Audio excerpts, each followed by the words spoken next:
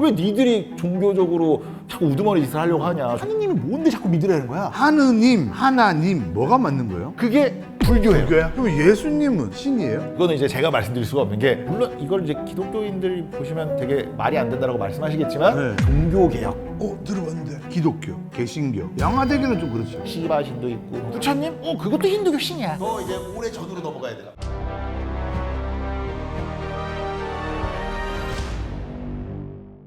정영돈의 제목 없음 TV. 자, 오늘은 역사 선생님 한영준 선생님을 모셨습니다. 반갑습니다. 제가 참 즐겨보고 있는데 왜 두 선생님이에요? 제가 어렸을 때부터 별명이 하나밖에 없었어요. 대두. 아, 진짜? 한영준 이름 이쁜데. 아니, 제 친구 중에 대가리라는 별명을 가진 친구가 있거든요. 너 굉장히 소두친데. 군대에 있을 때 전투모로 보통 이 머리 사이즈를 그렇죠. 하지 않습니까? 60 이상. 형님 몇 쓰셨어요? 저는 56인가 7인가 썼죠. 저 63. 에이, 거짓말하지 마세요. 높이, 넓이, 길이 다 했을 때 압도적이에요. 그런 사람들 여기에 이스터 섬에 있지 않습니까? 아, 그렇죠. 선생님 원래는 뭐 하시던 분이세요? 지금도 경제지 기자로 활동하고 아, 있고. 기자분이세요? 그러다가 약간 부캐처럼 공부를 하다가 이게 어떻게 뭐 알고리즘에 이렇게 수혜를 받아서. 아니, 경제 기자분인데 왜 슈카는 그렇게 잘 나가는데 다시 한번 흔들어봐요. 말씀도 잘 하시던데. 근데 막상 아예 업이랑 관련 없는 유튜브를 해야지 회사에서도 못 건듭니다. 아, 지금 어디 그러면 경제? 퍼스트 클래스 경제신문 파이낸셜 뉴스의 증권부 기자로 활동을 하고 있죠. 근데 굉장히 손해 많이 보셨나 봐요. 경제 기자분들이 의외로 그래서 이게 사실인지 아닌지 모르겠는데 옛날에 금감원에서 그런 조사를 한 적이 있대요. 네. 특히 증권부 기자들이 미공개 정보나 이런 정보를 이용해서 수익을 얻는 거 아닌가. 조사를 슬쩍 하다가 더 이상 조사를 하지 않기로 했대요. 기자들이 전부 다 마이너스라서 수익률이, 이게 축구를 잘하는 거랑 축구를 중계를 잘하는 거랑 또 다르잖아요. 다르죠. 저희는 어쨌든. 중계를 잘하는 잘하는 걸로. 네네. 근데 왜 자꾸 저한테 형님이라고 하세요? 제가 이겁니다. 아니, 이 정도면 거의 상패 맞은 거 아닙니까? 상패라니 아직까지는 거래 정지 정도. 결혼은 하셨습니까? 네, 결혼 작년에 했습니다. 왜 안 부르셨어요?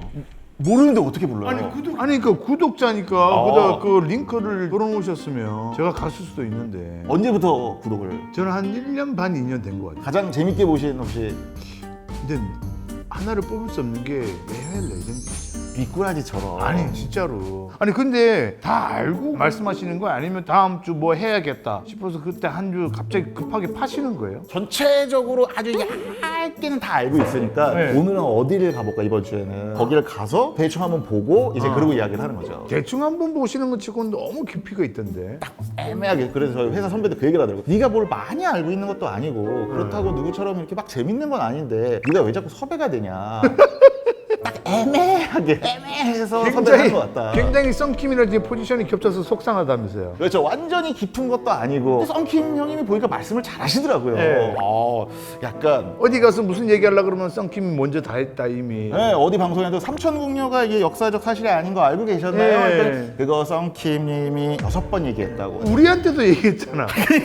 네, 우리한테도 얘기했어요. 근데 약간 그런 건 있는 것 같아요. 그러니까 썬킴 형님은 약간 에피소드 중심으로. 야사 쪽 있죠. 그렇죠. 저는 또 이제 지도 쪽으로 이렇게 가면서 전 세계 그냥 툭툭 찍어가면서 하는데, 그거 했는데 썬킴이. 썬킴 됐나요? 그리고 그쪽으로도 전문가 따로 계세요. 최준영 박사님. 나 없었어요. 그죠?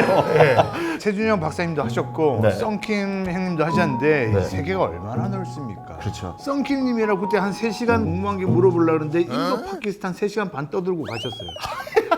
원체 선생님께서 박학다식한 분들이시다 보니까 얘기를 하다 보니까 자꾸 선생님들이 밀려요. 우리 공룡 선생님 같은 경우는 지금 벌써 찍은 지 2달 반이 되셨거든요. 근데 아직도 왜 안 나가고 있는 거예요? 선생님들이 말씀을 워낙 재밌게 잘하시다 보니까 찍어놓은 걸 이게 한 해에 못 내고 잘라서 내다 보니까 쌤이 언제 나갈지 모르겠습니다만, 그래서 이 얘기를 하는지 맞는지 모르겠습니다만 이거를 선생님이 약간 예지몽 스타일로 한번 해보겠습니다. 오호. 지금 이란, 이스라엘 얘기를 안 할 수 없거든요. 그렇죠. 지금 촬영 일자가 4월 22일입니다. 네. 과연 우리 두 선생님이 미래를 예견할 수 있는지. 오스트라다무스가 되라니. 그렇죠. 두스타라다무스가 돼서 네. 저희 유튜브 나갈 때 네. 두 선생님의 의견은 그리고 이 해설은 이 지식은 과연 맞을지 제가 좀 여쭤보겠습니다. 전면전까지는 가지 않을 것 같아요. 기본적으로 전쟁이 전면전으로 크게 벌어질 수 없는 이유가요. 두 나라가 같이 국토를 맞대고 있질 않아요. 그냥 지금 예루살렘, 그러니까 이스라엘 자체는 네타냐후 총리가 계속 지지율이 떨어지고 있거든요. 국내의 이슈를 계속 이제 해외로 돌리고 있다. 특히나 이제 가자지구를 마무리를 짓고 싶은데 네. 그냥 이란 핑계를 대면서 시선을 돌리는 느낌. 그러면 이란도 쇼라고 보는 거예요? 무조건 쇼다. 아니면 실질적으로 정말로 뭔가 전쟁의 의지가 있다라는 걸 양분해서 보기가 힘들어요. 왜냐하면 우리나라는 보통 이렇게 언론이 서방 언론 중심으로 보거나 아니면 그렇죠. 지금 우리나라 정치도 되게 극단화돼 있어서 쇼야? 아니야? 라고 이야기는 하는데 그렇게 딱 규정 지을 수는 없죠. 그럼 어떻게 마무리가 될 것 같습니까? 그냥 계속. 왜냐면 지금 중동 자체가 원래 항상 이래요. 그러니까 국지전으로 그냥 이렇게 그냥 계속 풍풍 쏘고 풍풍 쏘다가 쏘다가 미국도 지금 계속 지금 변제구를 날리고 있잖아요. 그렇죠. 그러다 보니까 이렇게 흐지부지 되다가 누군가가 어느 정도 중재를 나서서 할 거다. 근데 지금 이란하고 이스라엘은 어떤 상태입니까? 지금 이란 같은 경우는 아니 4월 22일 기준으로 말고 이게 6월 기준으로요. 네. 이스라엘 같은 경우는 계속 이제 네타냐후가 어느 정도 집권을 연장하는 수단으로 계속 쓰고 있을 거고 네. 이란 같은 경우도 워낙 계속 반정부 시가 있기는 하거든요. 네. 그런 것들을 견제 삼아서 이렇게 내부 문제를 어느 정도 잠재우려고 지금 나오는 행동들이 많기 때문에 그렇죠. 그러니까 국내 상황을 자꾸 이렇게 외부로 지금 시선을 돌리고 있기 때문에 지금도 이스라엘과 이란은 국지전 형태로 계속 싸우고 있다. 근데 왜 중동이 이렇게 맨날 진짜 전 세계 화해 국가? 왜냐면 예전에는 이게 크림반도 쪽이 완전히 네. 그거였잖아요. 발칸반도 쪽. 아 발칸반도 쪽이. 네네. 발칸반도하고 중동 이쪽하고 네. 왜 이렇게 막 죽일 때 막 살릴 때 막 그럴까? 기본적으로 전제는 종교예요. 종교가 가장 큽니다. 발칸반도는 사실상 세계적인 이슈는 아닙니다. 지역 이슈예요. 왜 2000년도 초반에 코소보 전쟁. 사태도 그렇고 네. 근데 여기는 발칸반도 내에서의 문제가 컸거든요. 유고슬라비아라고 묶였던 유고 연방이라고 묶였던 그 나라들은 그때 권력자가 계속 달랐어요. 발칸반도는 뭐 어디까지일까요? 보통 슬로베니아까지 치기도 하고요. 크로아티아부터 이렇게 루마니아까지 치거나 안 치거나 이렇게까지 있거든요. 루마니아랑 불가리아 같은 경우는 소련이 진주를 할 때 여기는 소련한테 먹혔었어요. 네. 근데 여기는 소련한테 먹힌 게 아니라 그 당시 티토가 강력한 이제 리더십을 갖고 있다 보니까 유고 자체가 서슬랍, 남슬라브족이거든요. 그러니까 그 안에 세부적인 민족이 다 있습니다. 뭐 세르비아족도 있고 다 있는데 유고주의를 해서 강력한 리더십으로 그 독립을 쟁취했으니까 우리는 그냥 유고의 큰 지붕 빅텐트로 있자 독재 겸해서 아예 소련과도 다른 제3의 길을 쭉 걸었었어요. 아 티토 엄청났죠. 그렇죠. 예. 그런데 이제 티토가 죽고 나서 사후에 각자에 있는 민족들을 다 이제 묶을 수가 없는 리더십이 있는 거죠. 그러다 보니까 여기 안에 가장 다수가 누구냐면 세르비아예요. 세르비아 몬테네그로인가 뭐 그렇죠 나라가. 그것도 이제 세르비아도 있고 몬테네그로가 독립을 했어요. 2006년에. 언제 했대? 세르비아 몬테네그로로 알고 있었는데. 그게 이제 세르비아 지도자가 티토 사후에 티토가 크로아티아인가 다수 민족이 아니에요. 유고 안에서. 그러다 보니까 이제 빅텐트가 됐는데 그 다음에 정권을 잡은 밀로셰비치 아무튼 그 지도자는 세르비아거든요. 그러니까 세르비아 중심으로 이 유고를 끌고 가려고 하니까 나 더 이상 못 있겠다. 뭐 크로아티아부터 시작을 해서 하나씩 독립을 하고 실제로 그 안에서 독립 전쟁이 많이 벌어져요. 그렇게 독립 전쟁이 벌어지는 와중에 세르비아가 코소보라든지 이런 나라들을 상대로 인종 대청소를 한번 했었죠. 인종 대청소를 하죠. 그나마 세르비아랑 몬테네그로는 인종적으로나 종교적으로는 굉장히 비슷해요. 세르비아랑 몬테네그로랑 같은 나라로 묶이고 다른 나라는 다 독립을 하고 막 계속 전쟁을 벌이고 있어요. 그리고 심지어 코소보에서 대학살도 벌어지고 그러다 보니까 몬테네그로는 상대적으로 좀 더 서쪽 동서로 구분이 되거든요. 근데 여기가 세르비아가 있죠. 그리고 크로아티아가 이렇게 감싸고 있어요. 그리고 요 가운데가 보스니아 헤르체코비나고 여기가 몬테네그로 여기 코소보가 있어요. 이 동쪽 같은 경우는 조금 더 세르비아 성향이 강하고 이쪽은 서유럽이랑 가깝잖아요. 그래서 서유럽 영향을 많이 받은 거예요. 세르비아 같은 경우 경우는 정교회, 동방 정교회라고 불려요. 그리스 종교. 슬로베니아 같은 경우는 여기가 이탈리아랑 가깝다 보니까 여기는 가톨릭 성향이 강해요. 크로아티아도 그렇고. 그러니까 조금씩 종교적으로 이렇게 구분이 돼 있는데 세르비아는 우리 종교를 믿지 않으면, 그리고 세르비아인이라는 정체성을 갖고 있지 않으면 다 청소를 시켜버려야 돼 라고 해서 인종 청소를 하다 보니 크로아티아 떨어져 나가고 보스니아 헤르체고비나 떨어져 나가고, 그 와중에 계속 학살이 벌어지니까 몬테네그로는 상대적으로 이 서쪽에 있는 나라들이랑 가깝잖아요. 상대적으로 가깝다 보니까 그렇게까지 할 필요가 있나라는 여론이 강한 거죠. 야, 우리는 세르비아랑 이제 더 이상 못 있겠다 해서 몬테네그로가 세르비아랑 분리를 해서 아마 한 2000년대 초반 2006년까지 같은 나라였을 거예요. 그래서 나이 드신 분들 같은 경우는 세르비아, 몬테네그로로 익숙하실 텐데, 나이 드신 분이라뇨. 사실 저희 때는 유고 연방이 제가 이건 왜 지역 얘기고 중동 얘기는 글로벌이시냐고 말씀을 드리는 게, 원유랑 상관 있나? 그렇죠. 그러니까 우리나라가 전투 부대를 파병 안 한다라는 걸로 알려졌잖아요. 그런데 실제로 전투 부대를 파병을 했어요. 요 소말리아 앞에 청해 부대가 있습니다. 아, 소말리아였어요? 네네, 요 소말리아 앞인 거예요. 그러니까 기본적으로 원유를 수출하는 통로가 이라크, 이란 남쪽에 있는 걸프만, 그리고 이집트랑 사우디 사이에 있는 홍해, 여기 두 개 루트거든요. 요 두 개 루트를 반드시 평화롭게 유지를 해야만 다른 지역으로 원유 수출이 가능하거든요. 그래서 예전에 평화유지군이라는 말을 썼다 그러면. 그렇죠. 유럽에서 한국으로 오려면 반드시 스에즈 운하랑 홍해를 거쳐야 되거든요. 단순히 원유뿐만이 아니라 소말리아 하면 해적들 많고 그렇잖아요. 특히 예멘도 그렇고. 근데 여기를 제대로 지키질 않으면 이 원유 수급이나 이 물류 수급에서 큰 문제가 있는 거예요. 청해 부대가 아예 여기를, 특히나 우리나라 선박을 지키는 그런 전투 부대인 거죠. 근데 나는 그게 궁금하더라고. 대형 선박들이 있잖아요. 맨날 소말리아에 납치 당하고 막 테러 당하고 하는데 그것도 뭐 많지도 않잖아. 한 3-6명이 이렇게 그냥 한다는 게. 근데 그렇게 되면 뭐가 되냐면은 예전처럼 다시 대항해 시대로 가자는 얘기거든요. 왜냐면 일반 선박이 무장을 할 수 있게 국제사회가 허용을 해주면, 그러면 이제 나는 일반 그냥 선박이야 라고 해서 잔뜩 무장을 해서 돌아다니다가 다른 선박을 이렇게 약탈한다든지 그런 일도 벌어지잖아요. 그래서 이제 각국 해군들이 그래서 나가고 있는 거죠.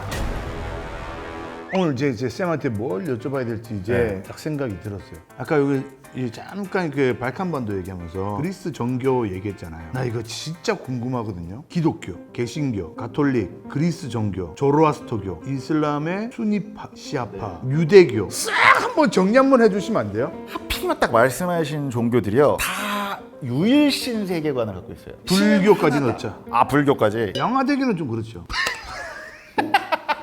종교적인 문제로 전 세계에서 사실 전쟁이 터지고 있는 거잖아요. 종교 싹 한번 정리해 주시면 안 될까요? 요 정도는 한번 해보면 할 것 같은데요. 동쪽 서쪽으로 이 전 지구를 나누면 어떻게 나눠보실래요? 와, 이걸 반으로 나눈다. 저 히말라야 기준으로 나눌게요. 저도 똑같이 그렇게 나누거든요. 아, 진짜요? 저한테 동서양을 나눈다고 하면은 이 히말라야 서쪽에 있는 이 아프가니스탄 있죠.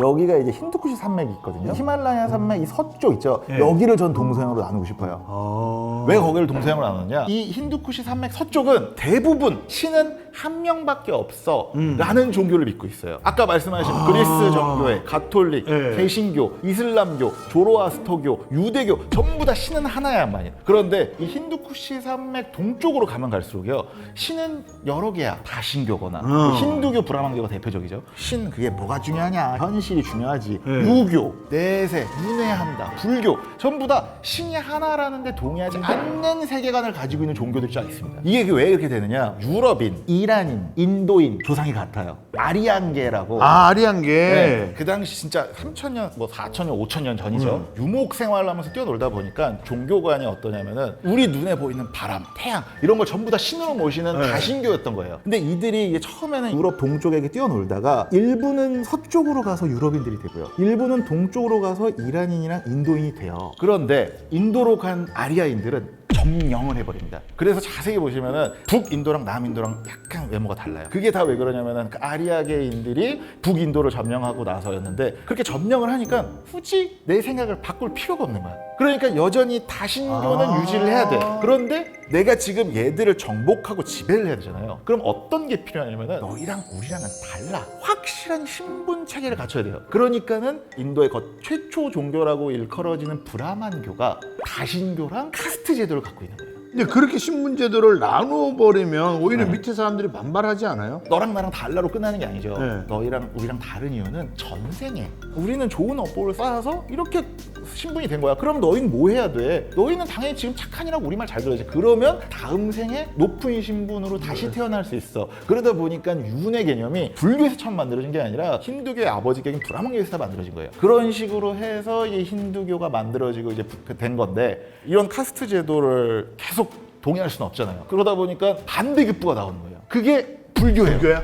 세계관은 같아요. 윤회 이런 건 다 같은데, 브라만이건 카샤트리아건 수두라건 불가촉 천민이건 다 같아. 우리 다 성불할 수 있어. 브라만교랑 비슷한 세계관을 공유하는데 평등의 새로운 개념을 차용해서 만든 게 불교인 거예요. 네. 그렇게 해서 이제 한때는 브라만교를 그냥 제치고 인도 내에서 엄청난, 엄청나게 융성했죠. 그리고 심지어 아시아, 동북아시아, 동남아시아에 아직까지도 불교가 굉장히 강해요. 그러면 이슬람이 꼴찌로 태어난 건 알아요. 불교, 힌두교, 기독교, 예수님 이거는 순서가 어떻게 돼요? 불교가 가장 먼저 탄생을 하고요. 예. 아니 신두교가 먼저 탄생했겠네.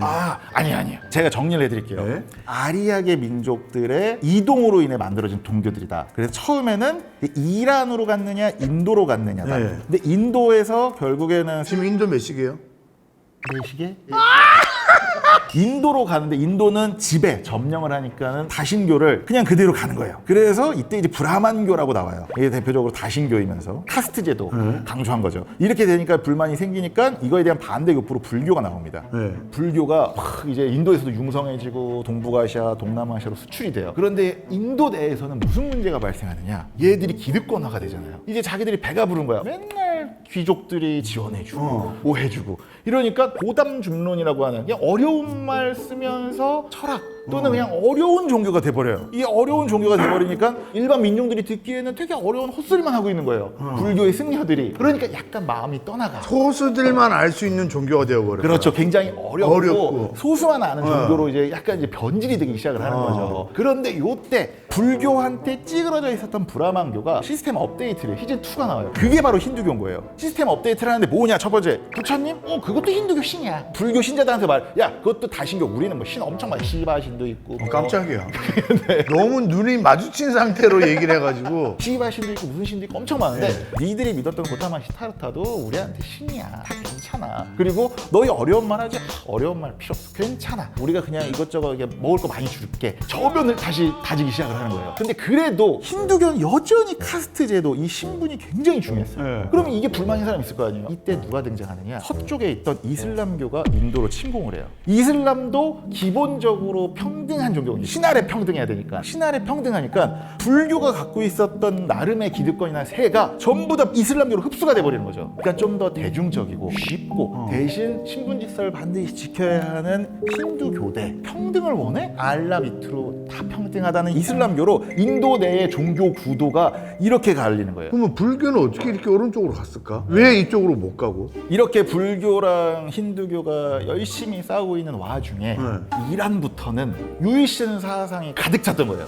이란에 있었던 조로아스터교라든지 전부 다 유일신 사상이 믿으니까, 그러니까 그런 거 있잖아요. 아이폰에만 쓰이는 앱이 안드로이드에 못 쓰잖아요. 그래요. 저는 갤럭시만 써가지고. 세계관 자체가 다르니까 이게 같아질 수가 없는 거죠. 기본적으로 1000년 넘게 힌두쿠시 산맥 서쪽은 이미 유일신 사상이 굉장히 강력하게 자리를 잡았거든요. 그게 이제 아까 말했던 아리아인들이 이제 이란 고원으로 들어갔어요. 근데 이란 고원에도 자리를 많이 잡고 있던 사람들이 있어요. 지금 이제 아랍인들의 조상들, 그 당시에 뭐 메소포타미아 문명, 그래, 맞아.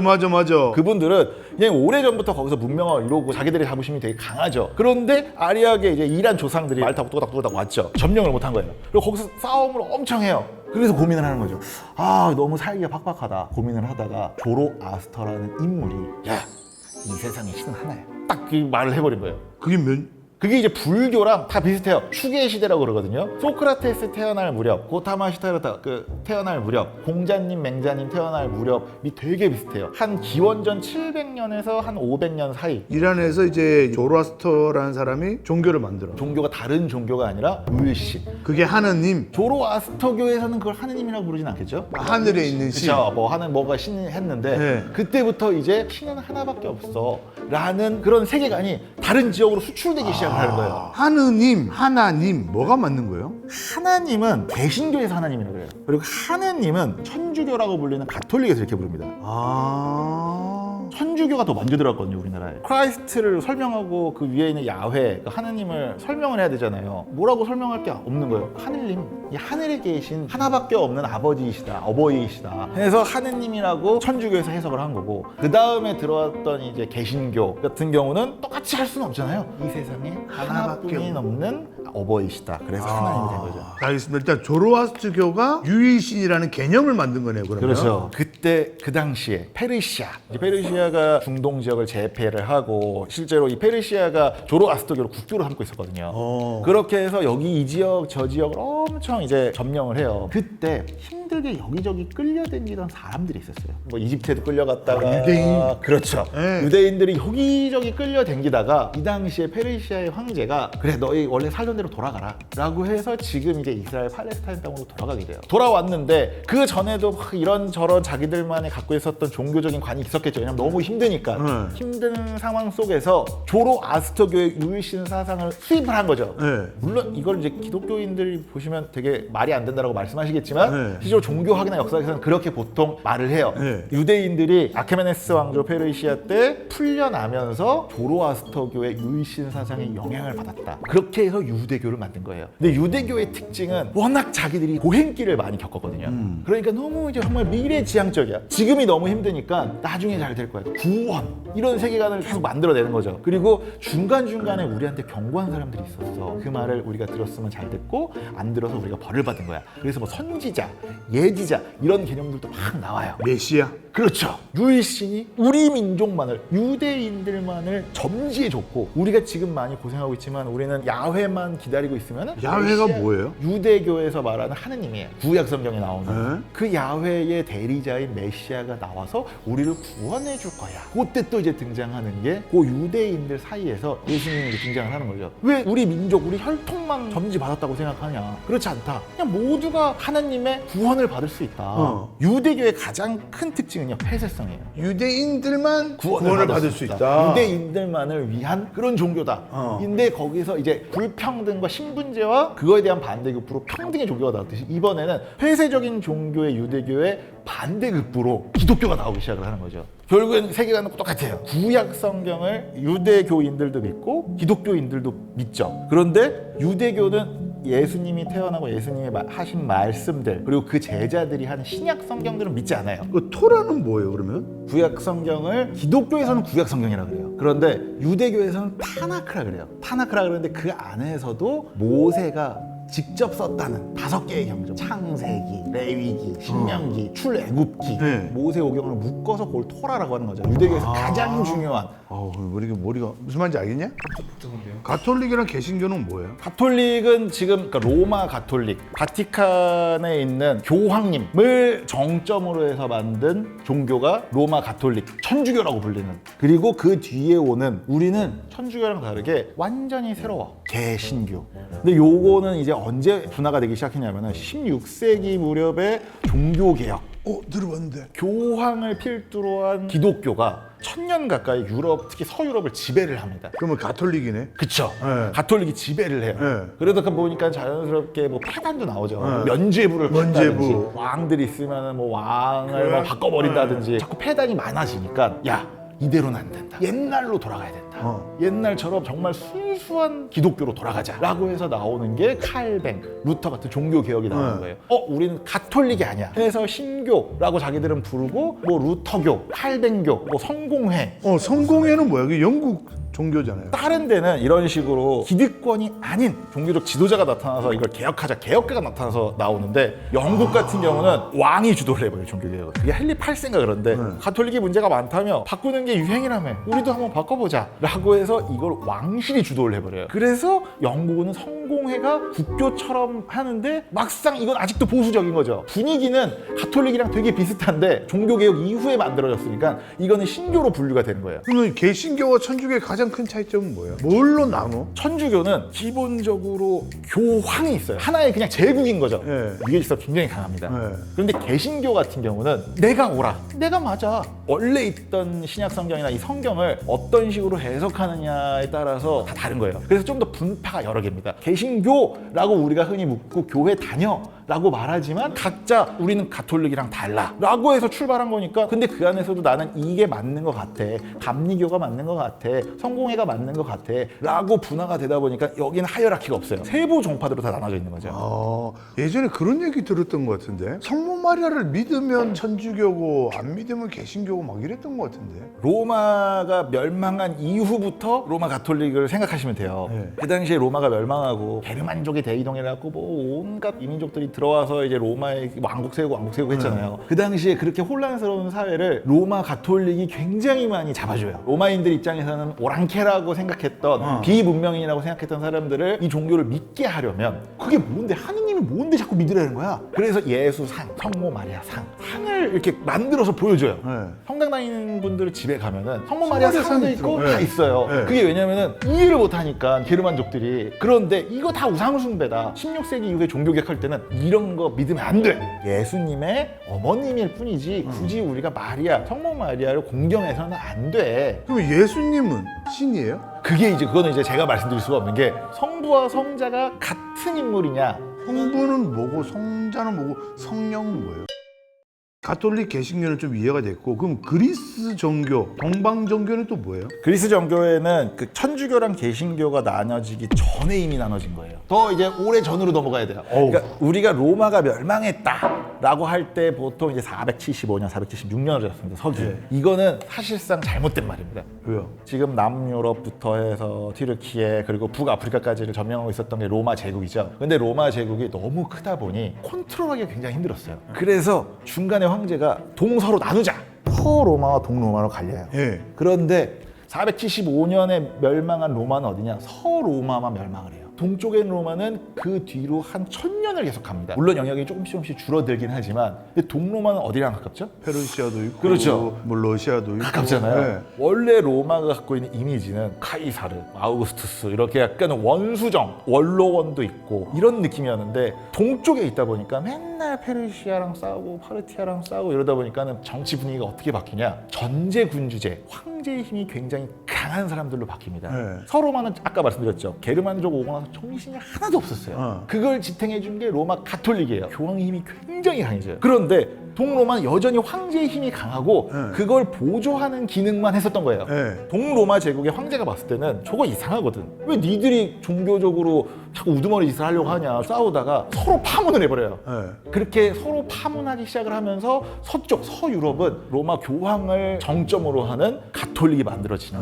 거고 동쪽은 조금 더 동방, 중동이라든지 러시아랑 문화가 섞이면서 좀 더 동방스러워지지만 하이어라키가 세지 않은 그런 종교로 나눠지는 거예요. 동방 종교회, 그리스 정교회 막 말이 달라요. 이게 왜 그러냐면은 지역별로 누가 정해주는 게 아니에요. 모스크바 대주교가 모스크바 정교회에서는 원톱이에요. 그리고 불가리아 정교회에서는 불가리아 그 대주교가 원톱인 거죠. 그럼 불가리아 정교회, 모스크바 정교회 이렇게 나뉘는 그렇죠. 거예요? 그런데 이제 그냥 크게 봐서 동방에 있다 그래서 동방 정교회.